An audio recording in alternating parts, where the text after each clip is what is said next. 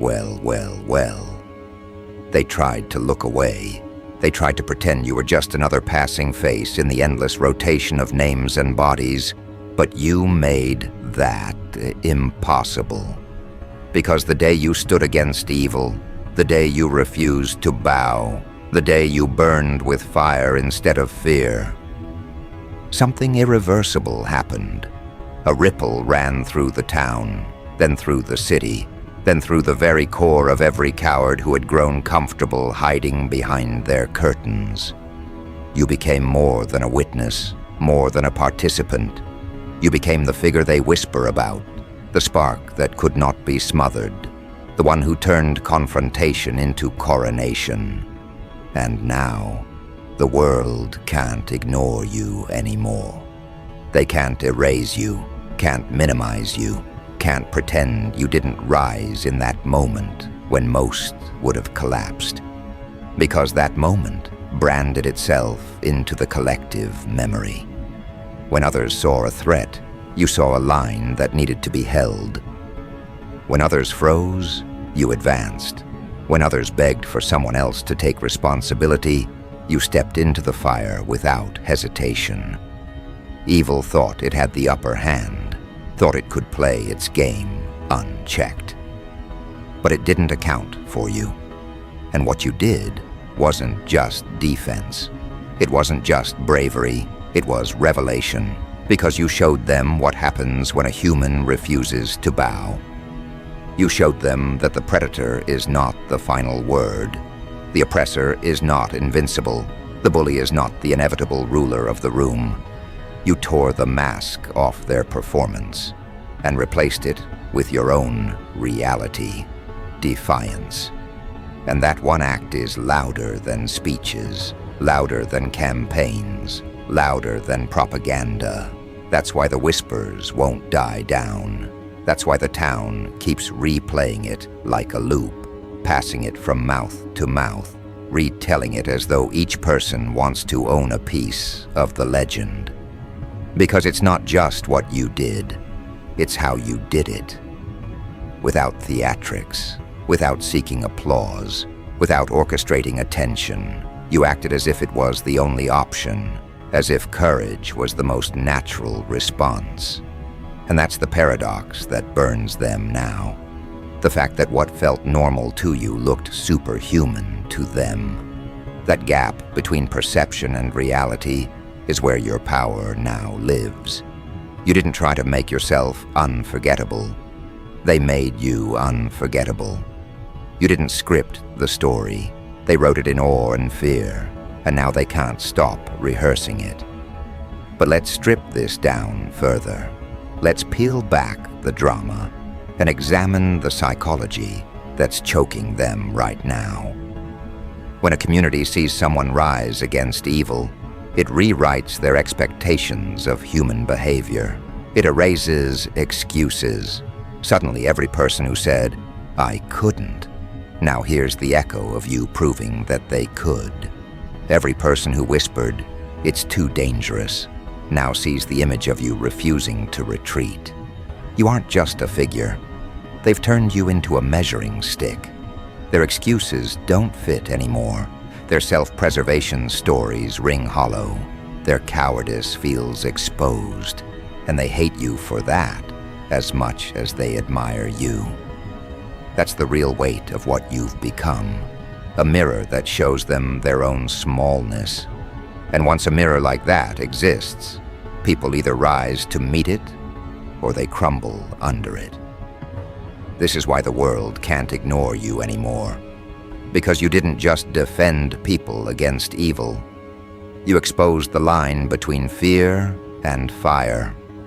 You reminded them that courage is contagious, that strength spreads, that one act of defiance forces everyone else to question their position.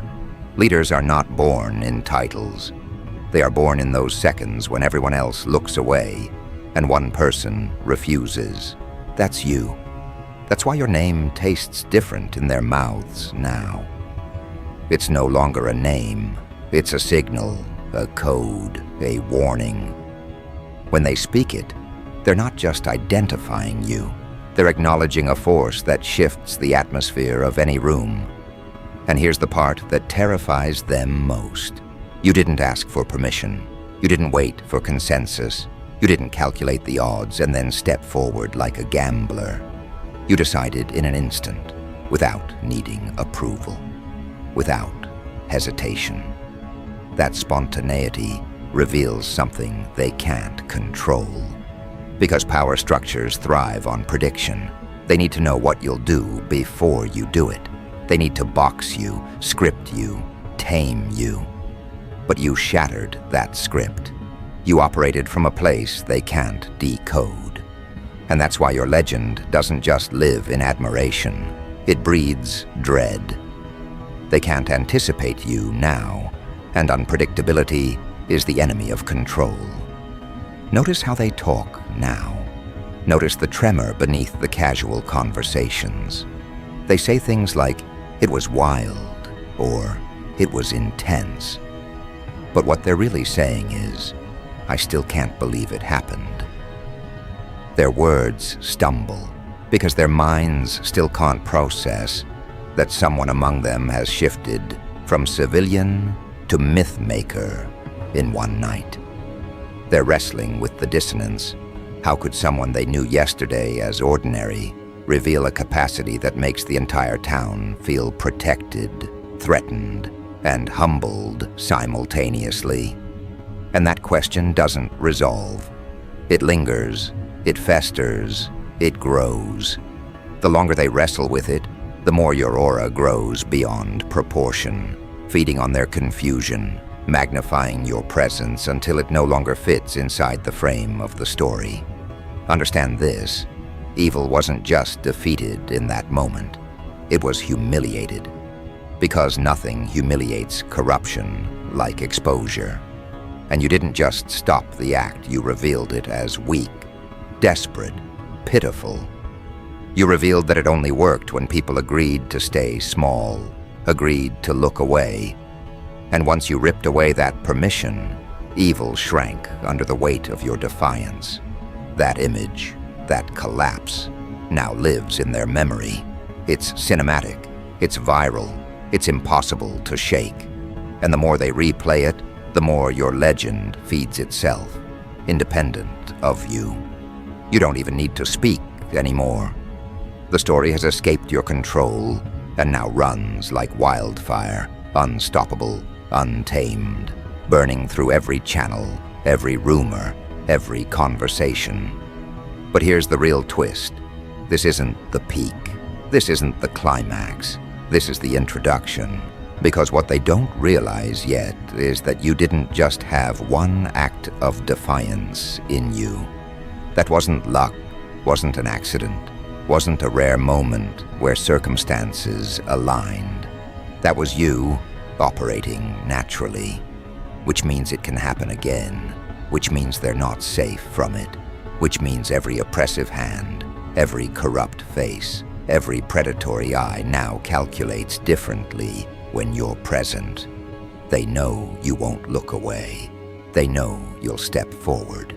They know you've already burned once and the fire only grows hotter with repetition.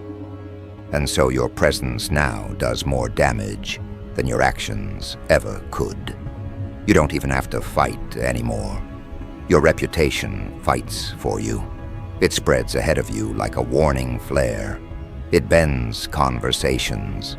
It shifts rooms. It turns cowardly men into stammering shells before you even open your mouth. Because they aren't fighting you. They're fighting the memory of you. They're fighting the legend, the rumor, the retelling. And that legend is heavier than any physical force they can bring. So ask yourself this: what happens when you choose to wield this deliberately? If a single act of defense created a legend, what will happen when you embrace the role fully? If they're this rattled by one moment, what will they do when you decide to make every day a declaration? When you decide that your life itself is the arena, and every step is another confrontation with cowardice? They won't just whisper then, they'll kneel. They won't just fear you then, They'll submit, because legends aren't debated. Legends rule by presence alone. And this, right here, is the threshold you now stand on. They're whispering because they know the truth. The fire you unleashed once can burn again. The force you revealed is not temporary, it's permanent. And permanence is the one thing evil cannot withstand. Because evil thrives on cycles: attack, retreat, rebuild, repeat.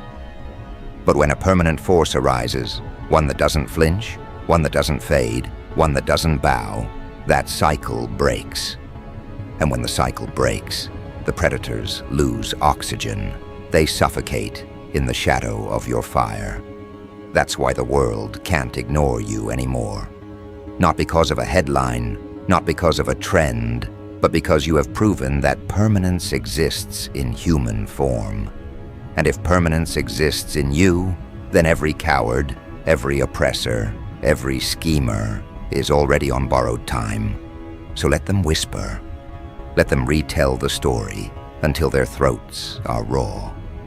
Let them try to diminish it, then repeat it, then exaggerate it, then fear it. Because with every retelling, they're doing your work for you. They're spreading your name, amplifying your force, enlarging your presence. And here's the cruel irony. The more they talk, the less they can escape. Their mouths become your amplifiers. Their fear becomes your fuel. Their gossip becomes your throne. And the more they struggle to ignore you, the more they prove the truth. They can't. And now, the whisper has matured into something else. It's no longer casual gossip passed between bored lips. It's obsession, a fixation. You're the story they can't put down, the fire they can't smother. They wake thinking of you. They fall asleep revisiting the image of what you did. And in between, every conversation bends back toward you. The evil you confronted has faded into the background, reduced to a warning footnote, while your name blazes at the center. That's what happens when courage overshadows corruption. The villain dissolves, and the defender becomes immortalized. That's why the town talks the way it does now. Not about what was attempted against them, but about how you stood against it. Your defiance eclipsed their fear. Think about the psychology of that shift. When people replay the confrontation, they're not rehearsing the fear. They're rehearsing the relief. They're savoring the moment the predator lost its grip. The moment a person stood taller than intimidation itself. And that person was you. Your presence rewrote their memory. They no longer think of themselves as victims who cowered. They think of themselves as witnesses to your fire. That's the secret they don't admit, that you gave them back their pride. You gifted them a story in which they are no longer defined by what was done to them, but by what you did for them. That's why they can't let it go. To release your name would be to release the only proof that they weren't helpless. This is why your force terrifies power, because power relies on people forgetting. Power survives by making each act of defiance fade quickly, swallowed by distraction, erased by new headlines. But your act didn't fade. It multiplied. Instead of vanishing, it metastasized, sinking into every conversation, every memory, every imagination. And once courage metastasizes, it becomes ungovernable. No propaganda can overwrite it. No authority can suppress it. They can't censor the story, because it's already been tattooed into the people's psyche. You gave them an image they can't unsee, and that's the most dangerous weapon of all. Look around. Watch how the atmosphere changes when you walk by. Conversations stutter, eyes sharpen, bodies rearrange. The guilty stiffen. The cowards bow their heads. The envious grind their teeth. The grateful soften their gaze. But none remain neutral.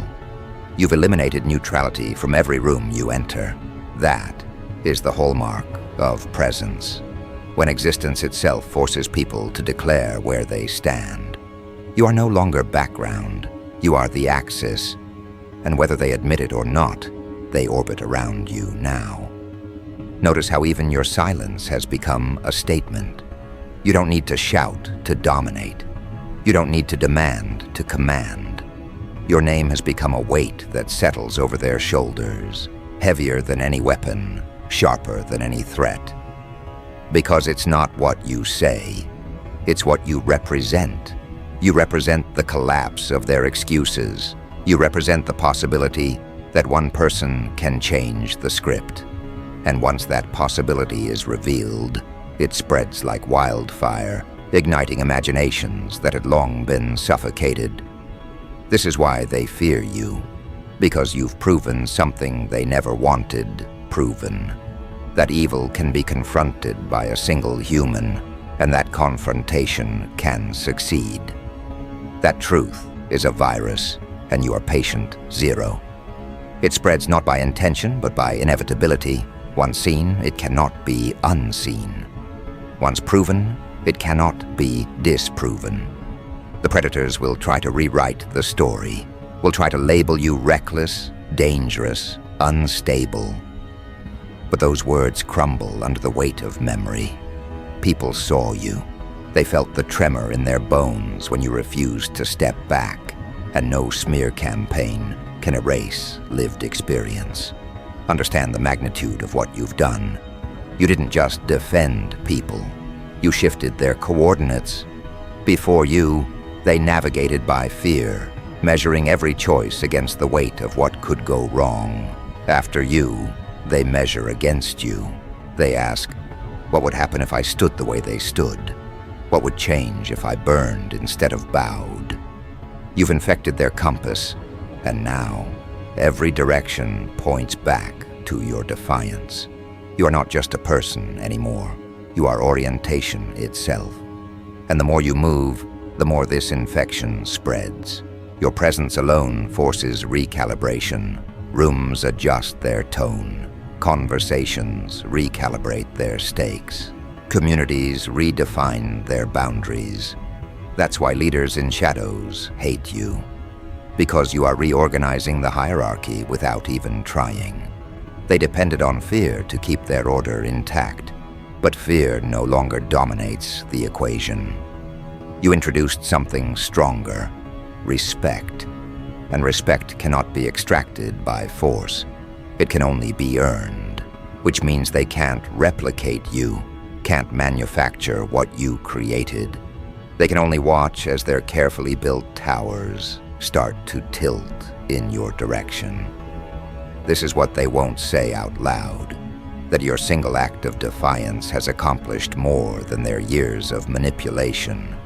You've dismantled more in one night than they've built in decades, and that truth keeps them awake. Because if you could do this unintentionally, what happens if you choose to do it deliberately? If you could destabilize them by acting naturally, what happens when you act strategically? That thought keeps them sweating, keeps them restless, keeps them plotting ways to contain you. But every plot feeds your legend further. Every rumor confirms your status. Every attempt to suppress you only proves the truth they can't. And so, you're now living in a strange duality. On one hand, you carry on, breathing, walking, living, as though nothing extraordinary has happened. On the other, you've become larger than life, a myth circulating in their conversations, a fire glowing in their minds. You're both human and more than human, both flesh and symbol. And the more they struggle to categorize you, the more you slip beyond categories altogether. You become untouchable, because untouchable isn't about invincibility, it's about being unclassifiable. They don't know what box to put you in, so you become the box itself. Everything else is measured against you. Watch closely now, because the town has changed. Before, it was divided by apathy. People kept their heads down. lived quietly, convinced themselves that survival meant invisibility. But now, conversations hum with a different energy. Now people walk with a different posture. Now, when evil even dares to show its face again, it will no longer be met with silence. It will be met with the echo of you. You've transformed them, not all, but enough. Enough to guarantee that the next time someone attempts to dominate, they'll hesitate. Because hesitation is what happens when the predator realizes the prey has tasted power. And you were the one who forced that taste into their mouths. And here lies the deeper truth. Defending people wasn't just about protecting them. It was about awakening them. You shook them awake, forced their eyes open, forced them to see what they had forgotten, that fire still lives in human veins. And once awakened, people don't go back to sleep. Once reminded, they can't unremember.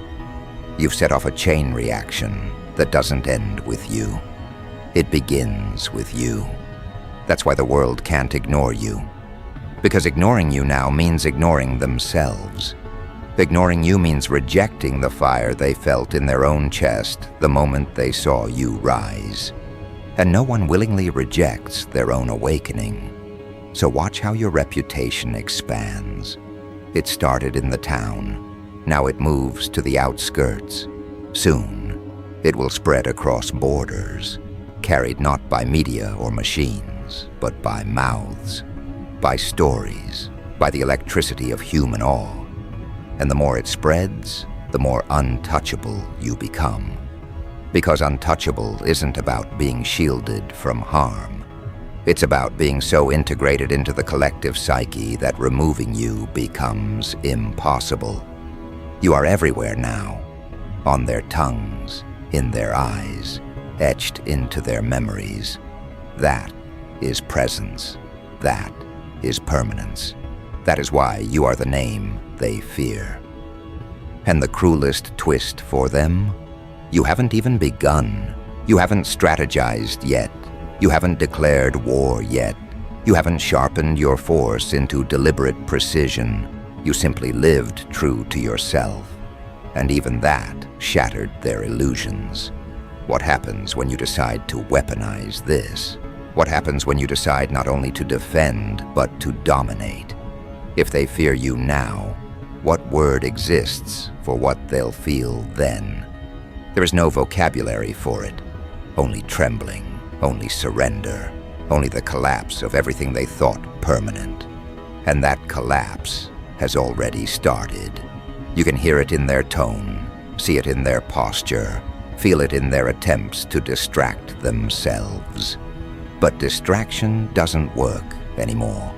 They can binge, scroll, consume, drown themselves in noise. But when they close their eyes, they see you. When they fall asleep, they dream of you. When they try to move on, they stumble over your legend like debris that cannot be swept away. You've become the obstruction they can't remove, the monument they can't topple, the truth they can't bury. That's why their strategies are failing. Because you're no longer a threat to be neutralized. You're a reality to be endured. And reality always wins. So let the world plot, let the envious scheme, let the guilty hide. None of it matters anymore. Because you've already proven the one thing that undoes them all, that you exist, and they can't ignore you. You are the force they didn't account for, the fire they didn't prepare for, the name they can't stop repeating. And every time they repeat it, they crown you further. Now comes the part they dread, the moment when whispers translate into movement. What began as conversation now arranges itself into consequence. People shift their steps to avoid crossing your path, not out of fear of harm, but out of respect for what you represent. That respect fractures old loyalties. Men who relied on comfortable cruelty now feel the ground slipping beneath their feet. because the ledger of their deeds is being redrawn by your presence. They built their safety on the assumption that everyone would look away. You taught them that assumption was fragile, and fragility spreads faster than bravado. You were never a spectacle. You were a calibration. Each time they tell the story of you, they rehearse courage in their own bodies. They learn how it looks to stand, how it feels to refuse. That rehearsal leaks into behavior. Neighbors who once turned away now intervene. Colleagues who stayed silent now find their voices. The geometry of community changes shape because a single axis of will has been introduced. Where resignation once held sway, resolve begins to swell. And the more resolve swells, the more their old orders of control become brittle, susceptible to the smallest honest pressure. Your action is the fulcrum that tips complacency into accountability. This is the new arithmetic of influence. Presence multiplies agency. You do not need to be everywhere to be everywhere. Your story goes ahead of you and rearranges the rules. People reorganize around your standard whether you want them to or not. Those who benefited from fear will try to reclaim the narrative. They will label you dangerous, reckless, unhinged. They will call your force unpredictable and paint it as a threat to order. But order built on intimidation is fragile against the truth you introduced. The truth holds weight. Truth carries witnesses, and witnesses repeat what they saw. And here is the taste that makes them sick. You did this without seeking authority. No title, no badge, no mandate. You moved because it was right. That autonomy terrifies the people who profit from compliance. They depended on a predictable public, one that could be nudged, coerced, or distracted. You refused to be nudged. You refused to be coerced. You refused to be distracted. That refusal is contagious. It teaches others that autonomy is not a luxury. It is a tool. And once people start to see autonomy as a tool, they begin to use it. And tools dismantle tyrannies. Watch how they respond when your name circulates beyond the town. Outsiders lean in, curious about the rumor. Journalists sniff. Activists take notes. People from neighboring places come to see the one who changed the mood of a place. Your act is now a template. They map it, extract its essence, and replicate its courage in other corners. Your single defiant stand has become a manual for resistance. That is the worst-case scenario for those who thrived in complacency. Replication. They cannot endure a network of people who choose to act. So the powers that be chase a moving target. They try to rewrite your history with false versions, invent contradictions, plant doubts. But those attempts fall apart under simple scrutiny. Witnesses remember. Memory resists fabrication when the emotion is strong. Fear leaves a mark that slander cannot smooth over. People who lived through the moment will defend it, recounting details others cannot invent. The more they try to gaslight the town, the more the town remembers, and memory becomes armor. Their cover-ups become evidence because their own panic leaves traces. Every attempted lie is another seam to pull, and something else occurs in the wake of your act. Gratitude becomes courage's midwife. Those you helped wake do not just feel relieved, they feel indebted in a way that breeds action. Gratitude is not a passive emotion when it carries the weight of survival. It compels reciprocity. It nudges people from spectators into participants. Minor kindnesses escalate into organized defiance. Small neighborhood watches become vigilant communities. Conversations evolve into plans. Your single decision lighted a sequence that moves people from reaction to design. Where panic leads to paralysis, gratitude leads to purpose. Now pay attention to the enemies you created. They are not all the same. Some are petty, jealous neighbors, resentful colleagues, frightened heads of small enterprises who feel competition from your moral gravity. Others are more dangerous, those who profit from chaos, men who have institutional power supported by bribes, complicity, and fear. These predators recalibrate when you arise. They shift from boldness to caution, from aggression to concealment. You made transparency costly for them. Their calculus changes because the risk of exposure increased. Risk breeds retreat. There's also the human cost to carry. This work, this presence demands everything. You'll be scrutinized, misread, praised, and reviled in equal measure. People will project onto you their hopes and their fears. That is unavoidable. But remember this, projection is not your burden to own. It is a reflection of how desperately they want to make sense of a new reality. They will attribute to you things you never said, create expectations you never sought. Your challenge is to remain steady in the face of projection, to respond with measured action rather than defensiveness. Your consistency will be the method that separates legend from liability. So strategy becomes essential. If you want to protect what you started, you must temper instinct with method. Use the attention as armor, not as ammunition. Prioritize those who need protection over those who want spectacle. Let your movements be precise. Build alliances with those who have proven integrity. Train your nearest to respond, to organize, to hold. Because when a leader is forged by necessity, the next step is to institutionalize protection, not as control, but as a reliable service. Turn spontaneous heroics into steady systems of care that do not depend on a single person's presence. Now imagine the long view. In a year, in 5 years, what will remain of this moment depends on the architecture you build after the fire.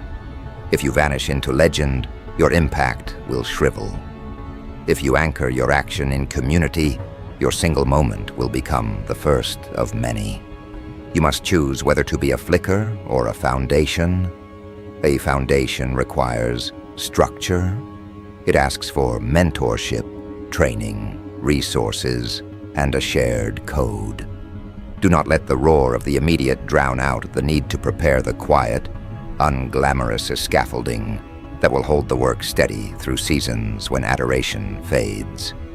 Consider the moral psychology at work. People crave safety, but they also crave meaning. Your act gave them both a new sense of safety and a story that made suffering meaningful. That is profound. Stories form cultures, they create norms. If your story promotes dignity and responsibility, those norms will spread. If it promotes vengeance or unchecked aggression, those norms will calcify into new oppressions. The direction you guide the narrative will decide whether the world gains a new model of honor or another cycle of retribution. Choose the model that sustains human life instead of consuming it. And finally, never forget the simplest truth. The world amplifies consistency. You have proven you can act in a crisis. Now prove you can act in calm. Be the same person when praise reigns as when faces forget and life returns to routine. Consistency converts spectacle into trust. Trust builds institutions. Institutions sustain impact. This is how a single story becomes a movement that survives governance, time, and betrayal. So when they crown you with their words, accept the crown as responsibility more than adulation. Use their chatter as outreach, their gossip as recruitment, their fear as a shield for those who cannot defend themselves. You have already shown what a single person can do. Now show how one person can multiply that ability across a community, so no one must ever stand alone again. If anyone asks whether it was worth it, whether one life should shoulder such weight. Answer plainly. The worth is measured in the faces you saved, the confidence you restored, the small mercies that accumulate into safety. That calculus is simple. One person decides to resist, and many live because of it.